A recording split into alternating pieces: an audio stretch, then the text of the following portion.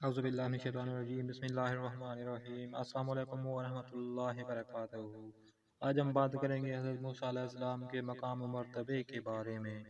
برائے مہربانی اگر آپ میرے چینل پر نئے ہیں تو میرے چینل کو سبسکرائب ضرور کر دیں تاکہ میری آنے والی تمام ویڈیوز کا نوٹیفیکیشن آپ تک بار بار پہنچ سکے۔ حضرت موسیٰ علیہ السلام مصر میں پیدا ہوئے۔ آپ کے والد کا نام عمران ہے۔ حضرت موسیٰ پر نازل ہونے والی کتاب کا نام توریت اور آپ علیہ السلام کا لقب کلیم اللہ ہے۔ اللہ تعالیٰ نے حضرت موسیٰ علیہ السلام کو طور نامی پہاڑ پر بلایا اور آپ علیہ السلام کو تورات عطا فرمائی۔ اللہ تعالیٰ نے حضرت موسیٰ علیہ السلام کو کئی معجزات عطا کیے۔ حضرت موسیٰ علیہ السلام کے پاس ایک عصا تھا، جب آپ علیہ السلام اسے زمین پر ڈالتے وہ اللہ تعالیٰ کے حکم سے سانپ بن جاتا۔ حضرت موسیٰ علیہ السلام اپنا ہاتھ اپنی بغل میں ڈال نکالتے تو وہ چمکنے لگتا تھا۔ حضرت موسیٰ علیہ السلام نے اپنا عصا پانی پر مارا تو اللہ تعالیٰ نے پانی میں راستے بنا دیے۔ حضرت محمد رسول اللہ ختم النبیین صلی اللہ علیہ وآلہ وصحابہ وسلم کے بعد قرآن مجید میں سب سے زیادہ جس پیغمبر کا ذکر ہے وہ حضرت موسیٰ علیہ السلام ہے۔ حضرت موسیٰ علیہ السلام نے ظالم فرعون کے سامنے انتہائی جرأت سے حق کا پیغام پہنچایا اور اپنی قوم کو فرعون کے غلامی سے نجات دلا کر آزادی کی زندگی عطا کی۔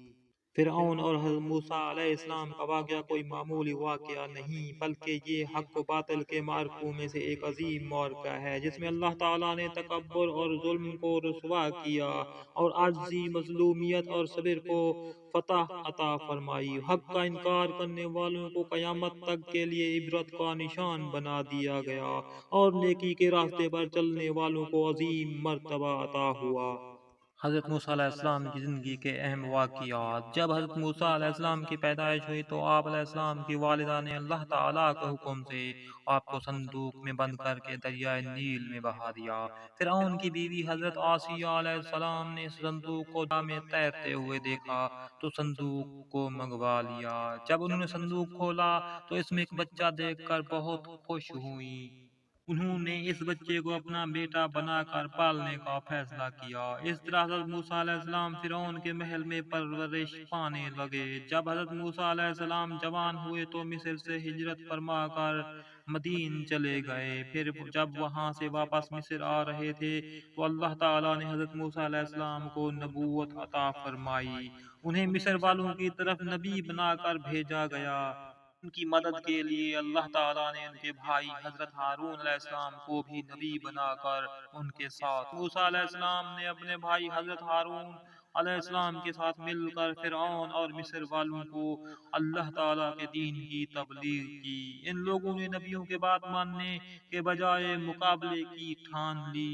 انہوں نے حضرت موسیٰ علیہ السلام سے مقابلہ کرنے کے لیے مصر کے جادوگروں کو اکٹھا کیا۔ جب فرعون کے دربار میں جادوگروں نے اپنی لاٹھیوں کو سانپ دکھایا تو حضرت موسیٰ علیہ السلام کا عصا اللہ تعالیٰ کے حکم سے اژدہا بن کر جادوگروں کے تمام سانپ نگل گیا۔ جب جادوگروں نے حضرت موسیٰ علیہ السلام کا یہ معجزہ دیکھا تو وہ ان کی سچائی پر ایمان لے آئے۔ یہ سب کچھ دیکھنے کے باوجود فرعون اور اس کی قوم کے لوگ حضرت موسیٰ علیہ السلام پر ایمان نہ لائے بلکہ ان پر ظلم و ستم شروع کر دیا۔ جب فرعون اور اس کی قوم کا ظلم حد سے بڑھ گیا تو اللہ تعالیٰ نے حضرت موسیٰ علیہ السلام کو حکم دیا کہ وہ اپنی قوم بنی اسرائیل کو لے کر مصر سے ہجرت کر جائیں۔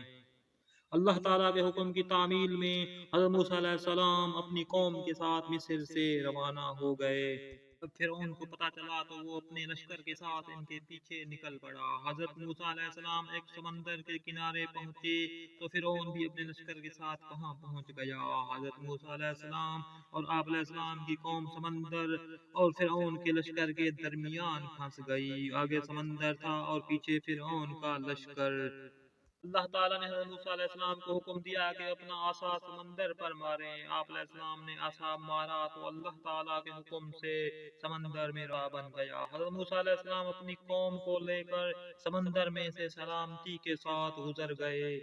فرعون بھی اپنے لشکر سمیت سمندر میں اتر پڑا، مگر اللہ تعالیٰ کے حکم سے سمندر کا پانی آپس میں مل گیا۔ اس طرح فرعون اور اس کا لشکر کو اللہ تعالیٰ نے غرق کر دیا۔